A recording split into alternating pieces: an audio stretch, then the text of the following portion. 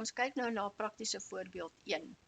Op 31 Desember 2000X is die onderstaande vooraansuiveringsproefbalans uit die rekeningkundige rekords van Archer handelaars voorberei.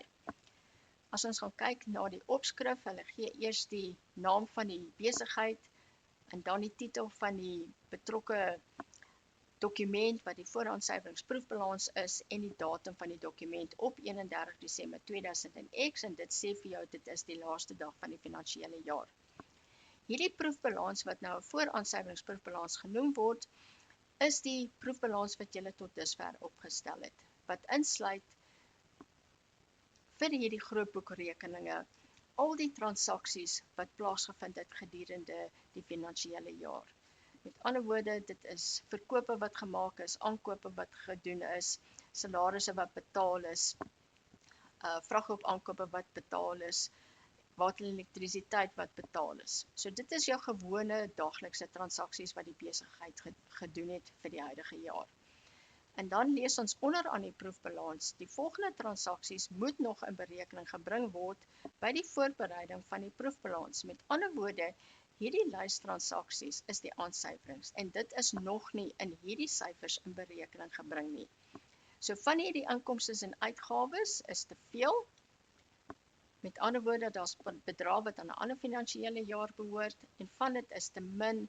Met ander woorde, daar is bedrae, uitgawes wat aangegaan is of inkomste wat verdien is, maar wat nog nie ontvang of betaal is nie. Met ander woorde, dit kort in hierdie syfers en dit is die aansuiverings wat gedoen moet word.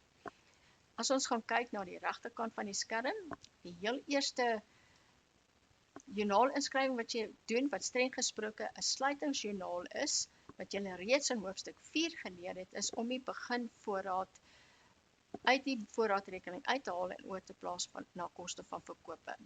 In die proefbalans sien ons dat die voorraad op 1 Januarie, dis die beginvoorraad van R14.000 is aan die debietkant van voorraad. Ons moet dit eers uithaal sodat die voorraadrekening skoon is. Om dit te doen moet ons die voorraadrekening gaan krediteer. En die kontrarekening is koste van verkope. Soos ek reeds genoem het, hierdie het julle reeds in hoofstuk 4 geleer. Dan doen ons die eerste aansuivering. Volgens hierdie lys is dit dan eindvoorraad. Hierdie is ook 'n aansuivering wat julle reeds in hoofstuk 4 geleer het. Handelsvoorraadrekening nadat ons die beginvoorraad uitgehaal het, is 0. Nou moet ons die eindvoorraad terugsit in daardie voorraadrekening. So ons debiteer die handelsvoorraadrekening met die R12.000 en ons krediteer die kontrarekening wat koste van verkope is. Ook in hoofstuk 4 reeds gedoen. Onthou om aan te dui by elke rekening wat se tipe rekening is. Koste van verkoop is 'n uitgawe rekening, so dit word gebruik om wins of verlies te bereken en dit is in jou staat van wins of verlies. Handelsvoorraad is 'n bate, so dit word in die staat van finansiële posisie ingesluit. Die tweede aansuivering is depresiasie. Hulle sê depresiasie moet nog soos volg voorsien word. As jy gaan kyk na die lys van inkomste en uitgawes in die proefbalans, hier is nog nie depresiasie bereken nie en jy het reeds geleer hoe om depresiasie te bereken en boekstaaf in hoofstuk 6. Dit is 'n jaareind aansuivering. Die joernaalinskrywing is debiteer depresiasie en krediteer opgelope depresiasie van elke spesifieke bate. So ons het meubels en ons het voertuie. So ons gaan een depresiasierekening hê, maar ons gaan 'n opgelope depresiasierekening vir meubels hê en 'n opgelope depresiasierekening vir voertuie. Ons gaan dus depresiasie debiteer. En ons gaan opgelope depresiasie krediteer van elkeen van hierdie klasbates. Depresiasierekening is 'n uitgawe, so dit word in die staat van wins of verlies ingesluit. En die opgelope depresiasierekening is negatiewe bates, so dit kom in die staat van finansiële posisie. As ons gaan kyk na meubels se berekening, hulle sê 10% per jaar op die kosprys. Dit is reguit lyn metode. Ons gaan kyk na wat is meubels se kosprys in die proefbalans. Daar sien ons dit is R10.000, 10.000 maar die depresiasiekoers van 10% en dit gee vir ons R1.000. Opgelope depresiasie ook 12% op die kosprys. So gaan kyk wat is voertuie se kosprys, R12.500. Hier aan die regterkant, die berekening is dan die kosprys van R12.500 maal die depresiasiekoers van 12% en dit gee vir ons 'n bedrag van R1.500. So die meubels en die voertuie moet apart bereken word, maar dit word saam na een depresiasierekening gedebiteer. Debiteer depresiasie met die totaal dan van die meubels en die voertuie. Die derde aansuiwering wat ons moet doen, is hier is ontvang vir die 13 maande tydperk tot 31 Januarie. Ons het reeds gesien ons finansiële jaar is van Januarie tot Desember. En 'n finansiële jaar, bestaan uit 12 maande. Maar hier is ontvang vir 13 maande tot 31 Januarie 2001. Dit wil sê, daar is reeds hier ontvang vir die maand na die einde van hierdie huidige finansiële jaar. Dit wil sê vir die volgende finansiële jaar. So daardie 13de maand wat Januarie se hier is vir die volgende finansiële jaar, is vooruit ontvang. Die huurder het nog nie die gebruik van die huurspasie benut vir Januarie 2001, want ons is nog steeds in Desember 2000X. So die huur is ontvang, maar dit is nog nie verdien nie. Ons moet dit uithaal uit die huurinkomste rekening. So daardie 13de maand is ingesluit in daardie huurinkomste van R3.900. Ons moet dit uithaal en gaan bære in 'n ander rekening. Ons inkomste vir huur moet net 12 maande se huur insluit. Om dit daar uit te haal, huurinkomste is hier 'n kredietsaldo. Om dit uit te haal, moet ons die huurinkomste gaan debiteer. En huurinkomste is 'n inkomsterekening wat in die staat van wins of verlies ingesluit word. Die rekening wat ons dan gaan krediteer, waar ons daardie 13de maand se huur gaan bære, is wat gebeur met hierdie huur? Dit is huur wat vooruit ontvang is, so dit is huur vooruit ontvang. En dit is 'n staat van finansiële posisie item, dit word gekrediteer, so dit sal onder bedryfslaste verskyn. Die bedrag is dan, dis 1 maand se huur wat ons moet uithaal. Die R3.900 sluit 13 maande se huur in, so gedeel deur 13, dit gee vir ons 'n huurbedrag per maand van R300. So ons moet 1 maand se huur uithaal, want nog net 1 maand is vooruitbetaal. So debiteer die inkomste met R300, en nou gaan ons inkomste rekening die R3.900 wees, min die R300 wat ons uithaal. R3.600, en dit is die korrekte inkomstebedrag vir hier vir die huidige jaar. As jy vat R300 maal 12, gee vir jou R3.600. En dit is wat die huurinkomste vir die huidige jaar moet wees. Die volgende een wat ons doen, is salarisse en lone ten bedrag van R500 is uitstaande vir Desember 2000X. So hierdie salarisse en lone bedrag is net salarisse en lone van Januarie tot November. Desember se is nog nie betaal nie. Dit wil sê die besigheid skuld dit nog aan hulle werknemers teen die einde van die finansiële jaar. En hulle sê vir jou daar is R500 nog uitstaande. Dit is verdien deur die werknemer in die huidige jaar. Die werknemer het gewerk vir die besigheid in Desember, so daardie salarisse is 'n uitgawe wat deur die besigheid aangegaan is vir Desember. Dit moet by salarisse en lone ingesluit word. Al is die uitgawe nog nie betaal nie, maar is aangegaan in die huidige jaar, dit moet nog steeds by uitgawes ingesluit word. So ons moet daardie R500 gaan insit, ekstra insit by salarisse en lone. Ons moet dus die salarisse en lone gaan debiteer om dit meer te maak met die R500. Salarisse en lone is 'n uitgawerekening.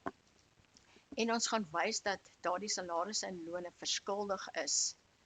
So ons sê opgelope of agterstallige salarisse en lone. As iets betaal moet word, beteken die besigheid skuld iemand iets, en as die besigheid iemand iets skuld, is dit 'n krediteur, en 'n krediteur word gewoonlik gekrediteer. So ons krediteer die opgelope salarisse en lone, omdat dit 'n krediteur is, kom dit in die staat van finansiële posisie. met die R500. Punt nommer 5, 'n betaling van R50 te veel is ten opsigte van water en elektrisiteit gemaak. So hierdie bedrag van R500 wat tans in uitgawes is vir water en elektrisiteit, sê hulle is R50 te veel.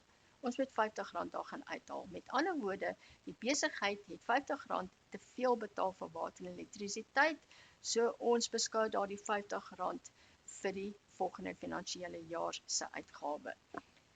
Dis vooruitbetaal, ons moet die uitgawe nou gaan minder maak en ons gaan bære dit by 'n vooruitbetaalde uitgawe. So, omdat water en elektrisiteit uitgawe te veel is, krediteer die uitgawe wat in die staat van wins of verlies verskyn en gaan bære dit by 'n vooruitbetaalde water en elektrisiteit en dit is 'n staat van finansiële posisie item. So wanneer jy hierdie tipe aansuiwerings doen vir vooruitbetaalde agterstallige uitgawes en inkomstes, jy stel die inkomste of uitgawe reg en dan gaan bære jy dit in 'n ander rekening en daardie ander rekening sal altyd in die staat van finansiële posisie verskyn. As jy die rekening debiteer, sal dit 'n bate wees. As jy die rekening krediteer soos met salarisse, sal dit 'n las wees. So nou maak ons water en elektrisiteit minder en ons bære daardie bedrag by water en elektrisiteit vooruitbetaal en dit sal onder bedryfsbates verskyn. Punt nommer 6, kommissie-inkomste beloop R45 'n maand. Nou wat moet jy met hierdie inligting maak? Gaan kyk na die kommissie-inkomste rekening of kommissie ontvang. Daar is R500 wat as inkomste getoon word. R45 per maand moet jy dan bereken vir 12 maande. So die R45 maal 12 gee vir jou dan R540 wat hierdie inkomste vir die huidige jaar moet wees. So my inkomstebedrag moet eintlik R540 wees, maar dit is net R500. So my inkomste is te min. Aan wie ook al ek 'n diens gelewer het om hierdie kommissie-inkomste te verdien, skuld my nog R40. So my inkomste is te min. Ek moet my inkomsterekening gaan meer maak. Ek het die diens gelewer, maar nog nie die geld ontvang nie. So ek moet my inkomste gaan meer maak, dis verdien. So ek moet dit erken.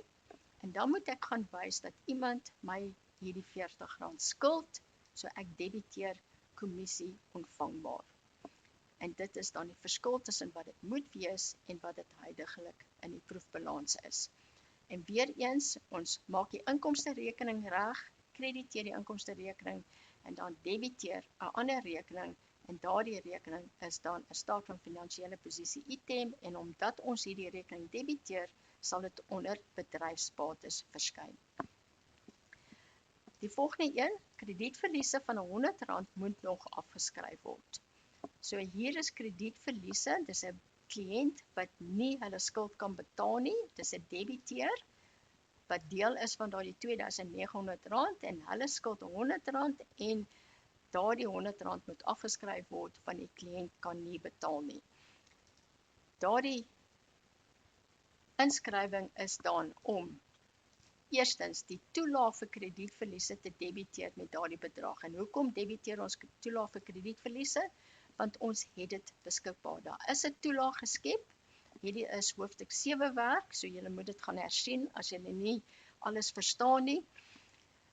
Ons het 'n beskikbare toelaag vir hierdie geval waar 'n kliënt nie kan betaal nie. Ons gebruik dan 'n gedeelte van daardie toelaag. Die toelaag het 'n kredietsaldo om dit te gebruik, moet ek die toelaag gaan debiteer. En dit is 'n negatiewe bate. Dit verskyn onder bedryfsbates by debiteure. So dis 'n staat van finansiële posisie item. En dan moet ek gaan wys dat my debiteur nie meer daardie geld skuld nie, want ek kan my in elk geval dit nie betaal nie. So ek moet my debiteure kontrole gaan minder maak met die R100. So dit is hoe kredietverliese afgeskryf word wanneer daar 'n toelaag beskikbaar is.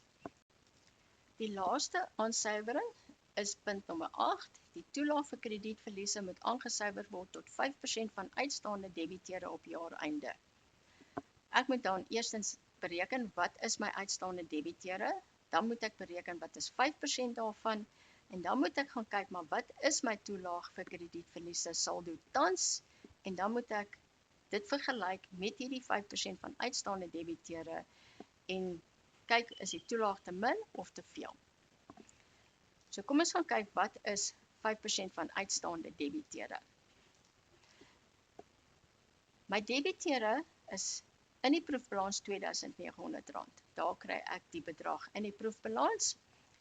Ek het in die vorige joernaal inskrywing, het ek debiteure gaan minder maak met R100, so ek moet die R100 aftrek.